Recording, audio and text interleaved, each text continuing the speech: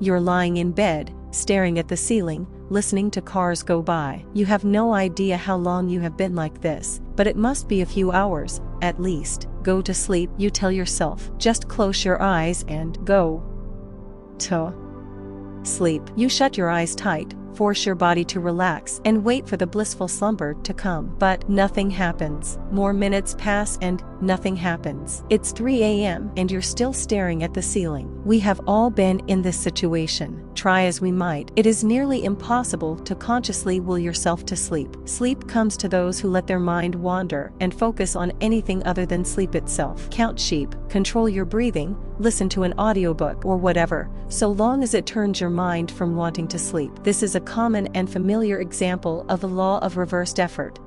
The law of reversed effort was first coined by the author Aldous Huxley, who wrote, "The harder we try with the conscious will to do something, the less we shall succeed." Proficiency and the results of proficiency come only to those who have learned the paradoxical art of doing and not doing, or combining relaxation with activity, of letting go as a person in order that the imminent and transcendent unknown quantity may take hold. It's the idea that the more we try to do something, the worse we become at it. Suppose, for instance, that you are learning how to ride a bike for the first time. You are told to hold the handlebars a certain way, to push off with this foot, to pedal at that speed, to sit in a specific position, to hold your balance here, and so on. There is a small book's worth of micro instructions when learning to ride a bike. When we ride a bike, we know all these things, but we do not try to do them. They just happen. In Huxley's words, it's combining relaxation with activity. But there's a spiritual or holistic way of viewing the law of reversed effort as well. It's something that has a much longer history than Aldous Huxley.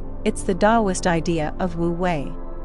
The word surrender comes laden with negative connotation. Surrender is cowardly or weak. Heroes are ones who never back down, and no great story begins with the good guys just giving up. And yet, there is a lot of arrogance in this. To surrender to a greater power or a nobler, righteous one is not an act of cowardice. It is an act of profound wisdom. There is nothing praiseworthy about swimming in a storm or punching a bear in the face. There is wisdom in knowing our limits, in embracing humility, and even in being pushed around. This is the meaning of Wu Wei. It is not some lazy torpor or an excuse for a duvet day and Netflix binge. In fact, it is often the very opposite. Wu Wei is to appreciate, recognize, and accept the pull of forces far greater than us. It is to walk the path that opens up and push the door that gives. Call it gut feeling, intuition, fate, divine calling, or whatever, but Wu Wei is to stop doing what you think is right and to let yourself be pulled by some other power. Wu Wei is the reed bending in the wind. It's the stick riding the current. It's surrender and humility. It is, in short, the law of reversed effort,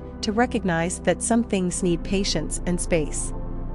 That's nice, you might think, but how does that actually translate to real life? The problem with a lot of philosophy of this kind is that it rather leaves us no better off than before. How can Huxley's law of reversed effort be seen not as an ideology but as a practical guide? The fact is that not doing is fundamental to the nature of many tasks. Here are just a few examples. Writing. For an author, there is nothing so terrifying as the blank page. If you have been told you have to write something, especially on a deadline, the mind often can go into meltdown grasping for something, anything, to write. It's much better to let ideas come and write them in a notebook so they don't get lost. Technical skills. When you are learning a new sport or skill, you have to learn the technique. You go through the motions, ticking off steps in your head, and eventually end up succeeding. But there comes a point when overthinking is detrimental. It's probably why your favorite team are rubbish at penalty shootouts. Stress and anxiety. We all get stressed about things. All jobs involve bottlenecks and crunch points. Life has good days and bad days. But when we obsessively run things over in our heads, we actually make anxiety worse. There is a reason why mindfulness is such a breakaway phenomenon and why Headspace is a $250 million business. Stepping away, taking a breath, and doing nothing are good for you. Conversations. When it comes to how we talk to people, less really is more. A bad conversation involves you talking too much and you're listening, consisting of simply waiting to talk again. Yet research shows that active listening gives more conversational satisfaction and leaves the partner feeling more understood.